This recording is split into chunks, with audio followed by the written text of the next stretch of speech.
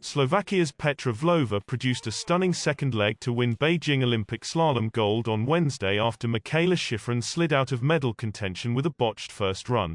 Vlhova clocked a combined total of 1 minute 44.98 seconds over the two runs to edge Austria's reigning world champion Katharina Liensberger into silver by 0.08 of a second, with Switzerland's Wendy Holdener claiming bronze at 0.12 seconds. "I gave everything I had and at the end I am Olympic champion," said Vlhova, whose gold was Slovakia's first in alpine skiing at a Winter Games.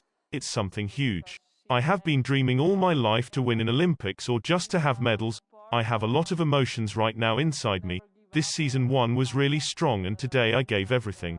Shiffrin, as she had done in the giant slalom at these games, slid out of the first leg of the slalom to blast the field wide open. After 7 of the 9 slalom races of the current World Cup season, Vlhova tops the standings ahead of Shiffrin.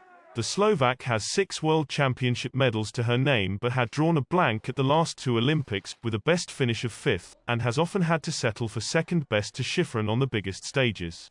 But on the testing ice river course at the Yanqing National Alpine Skiing Center north of Beijing, it was Vlhova who held her nerve after finishing 8th fastest in the first run. The 26-year-old laid down the fastest second run and watched on with increasing nervousness as the 7 races ahead of her failed to match her time. "Honestly, it was really difficult to be calm and focused on my skiing," said Vlhova. "But I had a lot of power from my team.